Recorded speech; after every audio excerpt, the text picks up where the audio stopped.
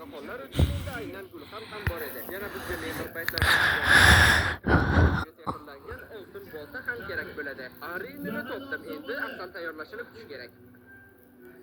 Tayyor, gulxanni qo'yamiz, asalni olamiz. Tamaddi qilish vaqti keldi. Lekin bu arilarga bog'liq yagona topshiriq emas. Yana men ikkita arini ham juftlashtirdim. Mana bu topshiriqni bajarish uchun. Endi asalari iniga 3 ta ari kirishib o'tamizda maxsus bolta orqali chopamiz. Yo'l, yuk. Endi rostdan ham asalga bog'liq yagona topshiriq qoldi. Adashmasam endi yana 2 idish asal bo'lishi kerak. Mana ular. Endi ular bilan asal blok yasaymiz va uni ustiga sakraymiz. To'g'rirog'i sirpanishimiz kerak. Va tayyor, yumshoq pishish. Qiziq asalni yana idishga qo'yib bo'ladi. Arbalet orqali reyderni o'ldiradigan bo'lsak, yana bir topshiriq bajariladi. Kim endi bosqinchi? Endi kim bosqinchi? Minecraftda aksolotga bog'liq ikkita topshiriq mavjud. Kelinglar ularni ham bajaramiz. Yana men aksolotni qayerdan topish mumkinligini bilaman. To'g'rirog'i bilaman deb o'ylagandim. Lekin aksolotdan asal ham yo'q bu yerda. Yaxshi, kelinglar unda arxeologiya bilan shug'ullanamiz. Faqat menda salyutlar tugayapti. Shuning uchun porox to'plash kerak. Faqat iloji bo'lsa o'lib ketmaslik. Bilarmidingiz, Netherda bir blok yurish oddiy olamda 8 blokka teng. Bu qanday ishlashini mana bu rasm orqali tushunishingiz mumkin. Buni aytayotganimning sababi Minecraftda xuddi shunga bog'liq topshiriq mavjud. Nether orqali 1 kilometr masofa bosib o'tish kerak. Yumron qoziq teshigi. Endi esa o'zgina arxeologiya bilan shug'ullanamiz. Minecraftda cho'kkan shaharlarda shubhali qumlar mavjud. Uni sho'tka orqali tozalash orqali undan har xil narsalar olsa bo'ladi. Meni darajam uchun foydali narsa chiqishi qiyin. Shunga qaramasdan bor menga kerak bo'lgan narsa. Faqat u shubhali shahardan emas, faqat shubhali qumdan tushadi va u bilan keyinroq shug'ullanamiz. Hozir esa menga Messada zirhli sichqon kerak. Sizlarga qanaqa bilmadim, lekin bu biyom menga Minecraftdagi eng chiroylisidek. Va mana topildi zirhli sichqon yoki uni yana qanday atashardi? Agar unga sho'tkani ishlatadigan bo'lsak, yana bir topshiriq bajariladi. Sho'tkani bu modda ishlatish orqali biz uni tangachalarni olishimiz mumkin. Bitta sho'tka orqali atigi 4 tagina tangacha olish mumkin. Va bu tangachalar ham bizga topshiriq uchun kerak bo'ladi. Yana samonni ham to'plab olaylik, yo'qsa ochda o'lib ketyapman. Yana mening aslahalarim golem bilan bir urushish imkonini beradi. Azal daraxti buni tagida esa aksolot bo'ladi. Va men uni bu safar topdim. Mehribon va nozik yirtqich. Zirhli sichqonni tangachalardan biz itga mana bunday aslaha yasashimiz mumkin. Va uni albatta o'rgatilgan itga taqishimiz. Agar qaychi bilan aslahani oladigan bo'lsak, topshiriq bajariladi. Qo'ylar ham to'q, itlar ham butun. Bu aslahaning qobiliyati shundaki, u sinib ketmaguncha itning yerda hech narsadan joni ketmaydi. Aslahasini esa tangachalar bilan tuzatsa bo'ladi. Lekin damlamalar va sehr jodu baribir ta'sir qiladi. Yana men qanotlarim borligidan beri ancha-muncha biyomlar topib qo'ydim. Masalan, mana bu ham yangi biyom bo'lishi kerak. Ha, bitta bo'ldi. Xo'sh, kelinglar endi do'stlik bu mo'jiza topshirig'i bilan shug'ullanamiz. Bu topshiriqni bajarish uchun aksolot bilan birgalikda bir xil maxluqni o'ldirish kerak. Maxluq qidirayotganimda esa men mana bunday shubhali qumlar topib oldim va menga kerakli narsa tushar deb ularni birinma-ketin tozalashni boshladim va menga tushdi. Bu hidlovchi dinozavrning tuxumi edi. Endi uni yerga qo'ysak, jo'ja ochib chiqadi. Yana cho'kkan kemada aslaha andozasini topdim. Kelajakda biz ularni barchasini turtishimiz kerak. Aksolot bilan birgalikda mana bu maxluqni o'ldirish vaqti yetib keldi. Bu maxluqlar bilan jang qilish men o'ylagandan ancha qiyinroq ekan. Birinchi urinishda o'xshamadi. Ikkinchisida esa umuman aksolotni o'ldirib qo'yishdi.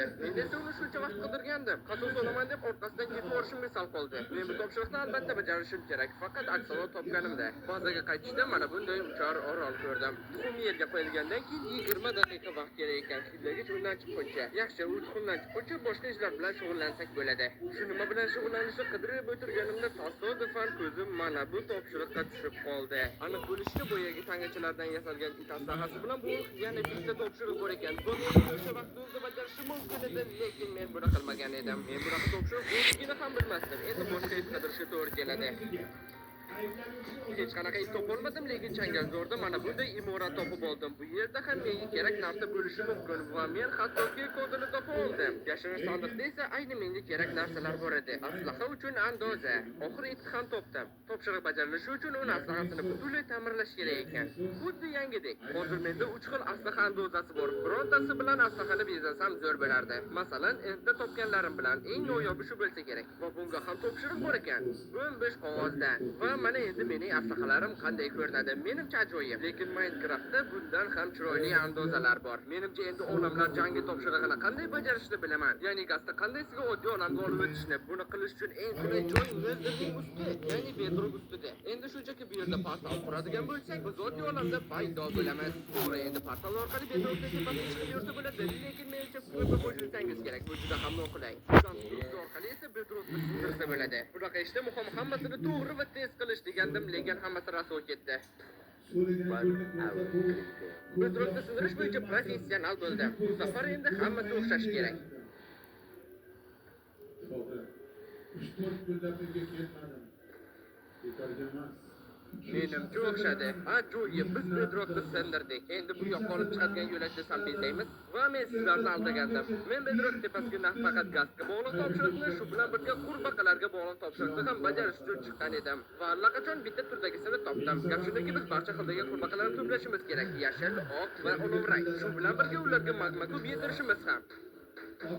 Va bularning hammasini nether usti orqali qilish ishni ancha osonlashtiradi. Olovrang qurbaqalarni juftlashtirdim. Endi it baliqlar paydo bo'lguncha nether portal qurib turaman. Biz netherning pastida paydo bo'ldik, koordinatalarni eslab qolamiz va nether ustidan xuddi shu koordinatalarga uchib kelib, yana bir bor portal quramiz. Qarabsizki, nether ustidan bazagacha bo'lgan yo'l tayyor. Endi esa it baliqlar tuxumdan chiqishini kutish kerak. Bu so'z xuddi haqoratdek eshitilyapti. It baliqlar bor, endi ularni paqirga olishimiz kerak. Va kim ham o'ylabdi deysiz, bu uchun ham topshiriq mavjud. Hurmatli yo'lovchi, qolganlarni ham olamiz paqirga va olovrang qurbaqalarni markazga eltamiz. Qolgan ikki turdagi surolish ham qiyinroq bo'ladi deb aytib bermoqchi edim, lekin shu zahoti mening ko'zim mana bunga tushdi. Bizning qo'shiqchimizga hujum qilishdi, bu ustiga zombiga aylandi. Agar hozirroq yordam bermasak, u butunlay yorib ketadi. Va men shoshilib oxiri buni uddaladim. Yarama, xavfsizligi uchun uni yaxshilab o'rab qo'ydim. Yaxshi hamki buni ko'rib qolganim yo'qsa qo'shiqchisiz qolardik. Menda damlama va oltin olma ham bor. Bu degani davolash muammo bo'lmaydi.